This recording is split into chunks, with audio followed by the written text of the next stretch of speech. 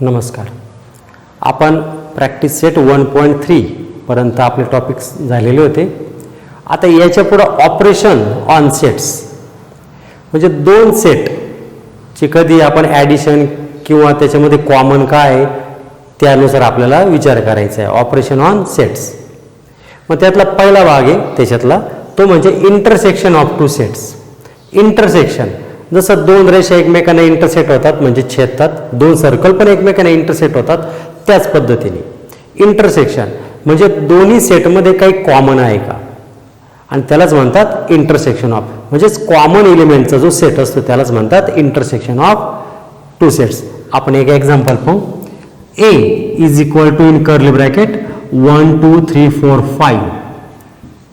B is equal to in curly bracket 4 5 6 7 8 9. आता हे दोन मी सेट लिहिले आणि हे दोन सेट लिहिल्यानंतर तुमच्या असं लक्षात येईल की या दोघांमध्ये काही कॉमन घटक आहे. जे कॉमन घटक असतील त्यांचा एक नवीन सेट तयार करायचा आणि त्यालाच म्हणतात इंटरसेक्शन ऑफ टू सेट्स. पण ते लिहिण्याची एक पद्धत अशी असते ए इंटरसेक्शन बी.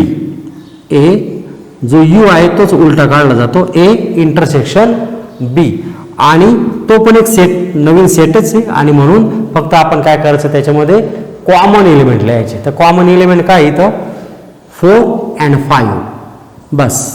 तर अशा प्रकारे जो सेट असतो त्याला म्हणतात intersection of sets. A intersection B is equal to in curly bracket 4 5. हेच आपण वेन डायग्राममध्ये पण काढू शकतो.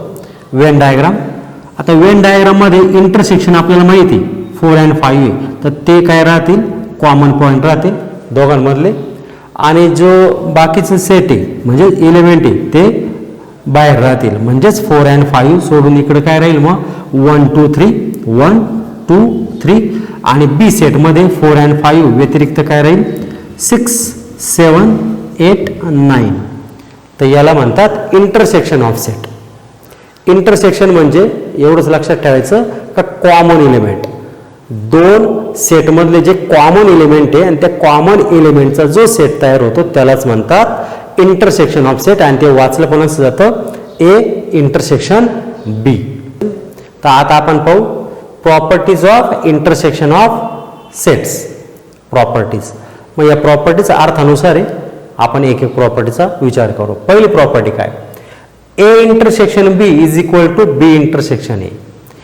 ए इंटरसेक्शन बी याचा अर्थ काय होतो का ए आणि बी मधले कॉमन एलिमेंट आणि बी इंटरसेक्शन ए याचा अर्थ तोच होतो बी आणि ए या सेटमधले कॉमन एलिमेंट. ए आणि बी हे जर दोनच सेट असेल तर त्याच्यामधले कॉमन एलिमेंट सारखेच असतील. म्हणजेच ए इंटरसेक्शन बी म्हटलं काय आणि बी इंटरसेक्शन ए म्हटलं काय याचा अर्थ सारखाच होतो. ती पहिली प्रॉपर्टी. दुसरी property if A is a subset of B. आता याचा अर्थ पहा A is a subset of B याचा अर्थ काय होतो का ए मधले सर्वच्या सर्व घटक कशामध्ये बी मध्ये आहे.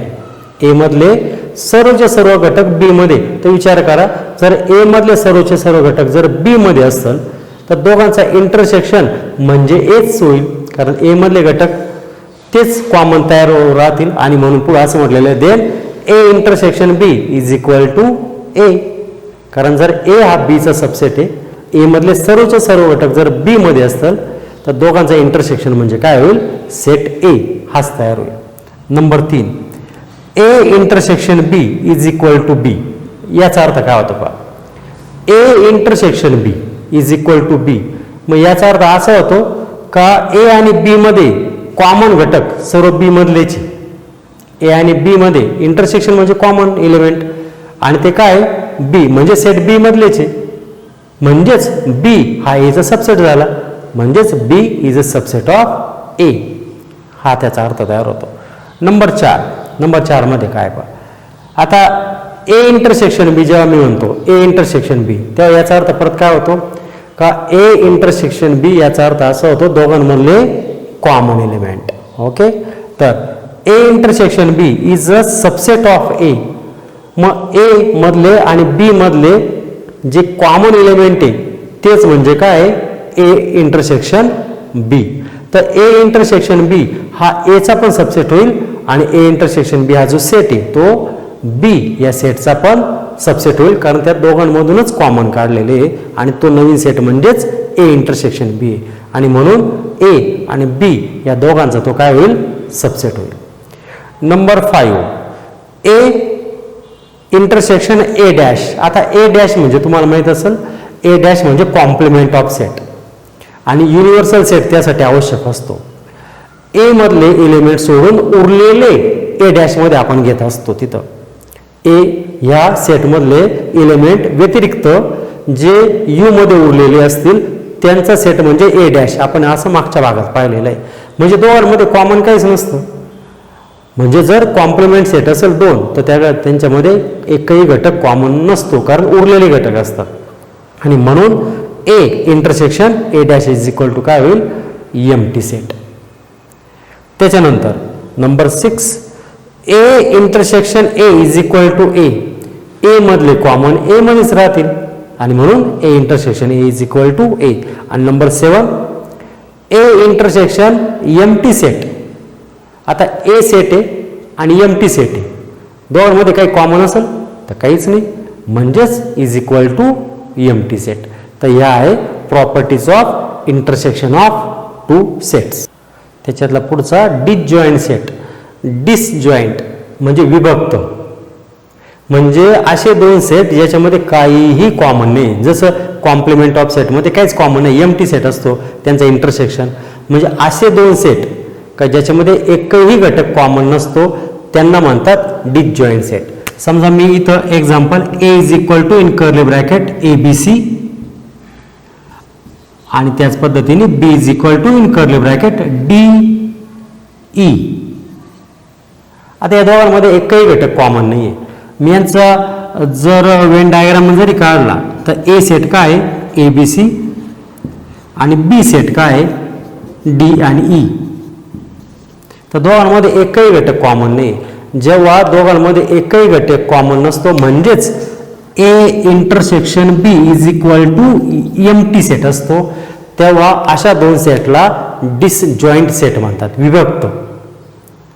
विभक्त कुटुंब जसे असतात तसं, म्हणजे त्या दोघांमध्ये एकही घटक कॉमन नसतो असे 2 सेट त्यांना काय म्हणतात डिसजॉईंट सेट. आता ऑपरेशन ऑफ सेट्स मधला तिसरा भाग म्हणजे union of two sets. Union म्हणजे थोडक्यात एकत्रीकरण.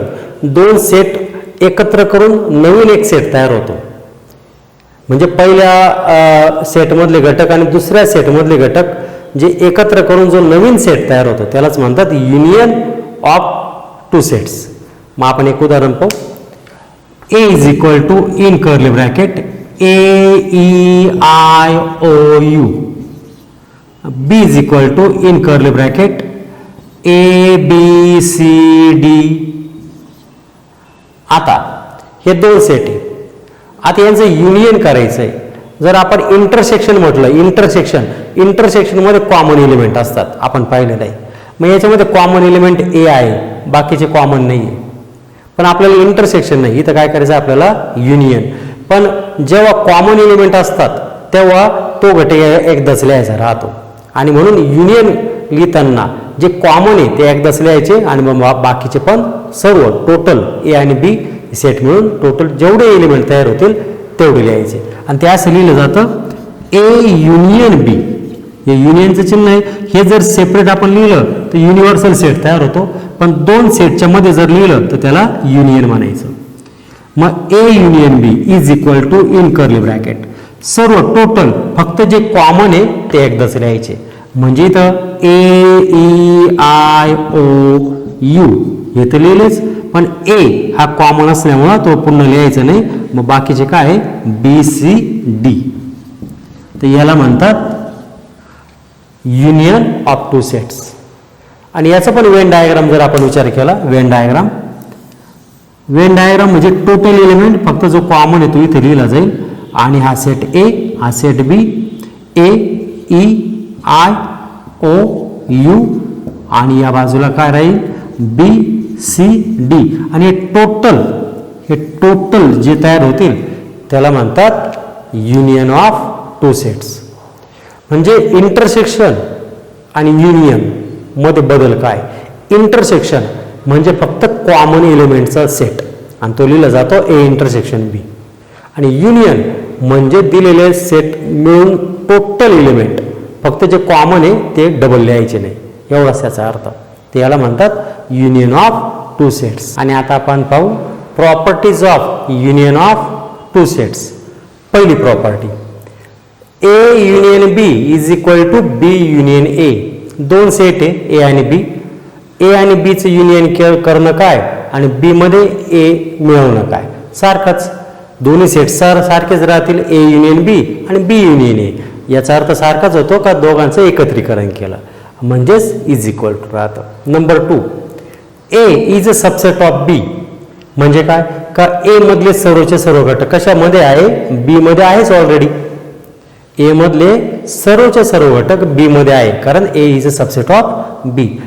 मग याचा अर्थ ए मधले जर सर्वचे सर्व घटक जर बी मध्ये असेल तर बी हा मोठा सेट आहे. जर एकत्रीकरण केलं तर बीच तयार होणार सेट, म्हणजेच A union B is equal to B. कारण बीच तयार होईल, कारण कॉमन तर घटक डबल लिहित नाही आपण, म्हणून A union B is equal to B. Number 3, आता इथं पण अर्थ पहा. जेव्हा आपण ए युनियन बी म्हणतो तेव्हा काय करतो आपण, ए मधले घटक घेतो, बी मधले घटक घेतो आणि नवीन सेट तयार करतो. म्हणजे ए युनियन बी मध्ये ए मधले पण घटक असतात आणि बी मधले पण घटक असतात, म्हणजेच A is a subset of A union B. A मधले सर्वचे सर्व घटक ए युनियन बी मध्ये राहतीलच, म्हणजेच A is a subset of A union B. Also B is a subset of A union B. B मधले सुद्धा सर्व घटक कशात राहतील, ए युनियन बी. ए युनियन बी हा एक सेट आहे, हे लक्षात ठेवा. नंतर number 4, A union A dash is equal to U, म्हणजेच युनिव्हर्सल सेट. आता आपल्याला माहिती आहे कॉम्प्लिमेंट ए डॅश म्हणजे कॉम्प्लिमेंट ए मधले सोडून उरलेले आपण कशामधले घेतो यू मधले.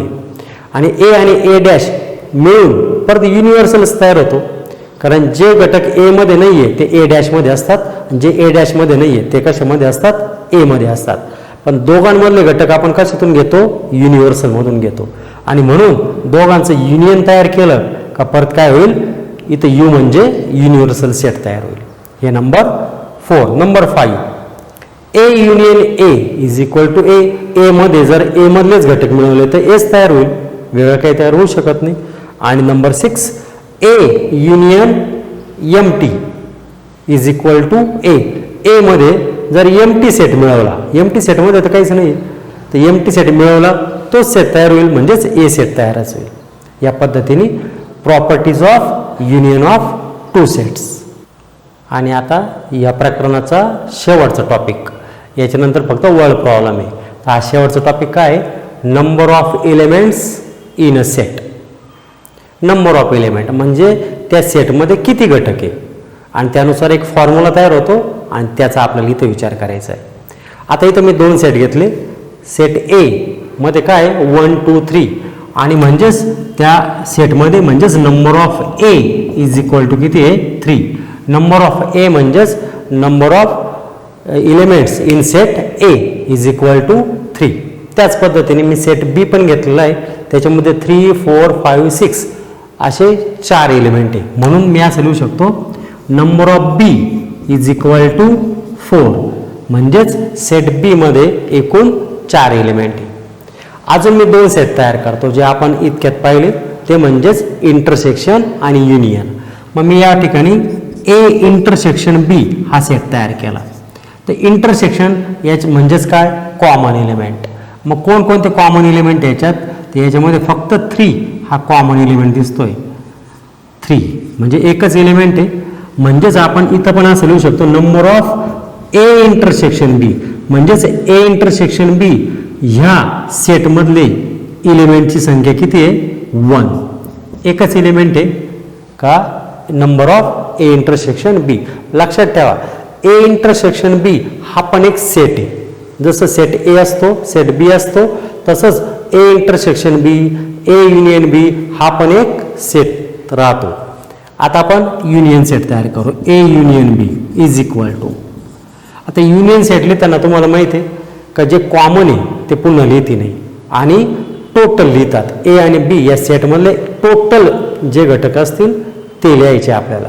मग ते काय होतील, फक्त जे कॉमन आहे ते डबल लिहायचं नाही, म्हणजे 3 हा डबल लिहायचा नाही.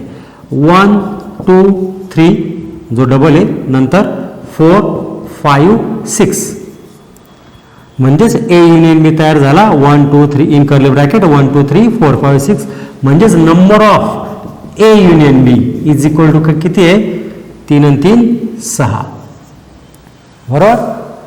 आणि इथं आपण असा विचार केला, सेट ए मध्ये आहे 3 एलिमेंट, सेट बी मध्ये आहे 4 एलिमेंट. युनियन केलं तर 7 एलिमेंट व्हायला पाहिजे होते, कारण ए मध्ये 3 घटक आहे, बी मध्ये 4 आहे, 3 आणि 4 किती होतात 7. पण युनियन मध्ये तर 6 घटक आहे. काय कारण याचं कारण असं आहे का जो कॉमन एलिमेंट आहे तो आपण पुन्हा लिहित नाही, म्हणजे जो इंटरसेक्शन आहे तो कॉमन एलिमेंट तो किती आहे, 1 आहे. आणि म्हणजेच ए मध्ये 3 घटक आहे, बी मध्ये 4 घटक आहे, टोटल 7 व्हायला पाहिजे.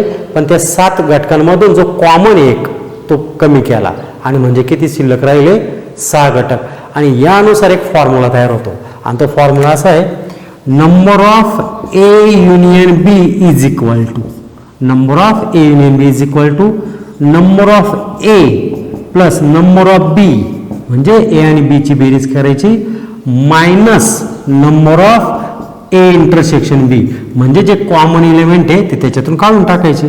आणि हा आहे फॉर्म्युला.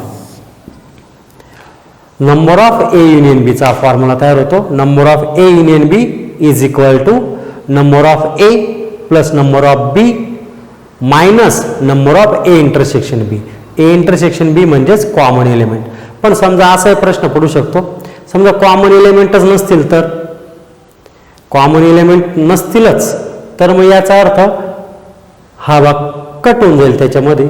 आणि जर असं आपण म्हटलं, if A and B are disjoint set, disjoint म्हणजे त्याच्यामध्ये काहीच कॉमन नाही, डिसजॉईंट सेट.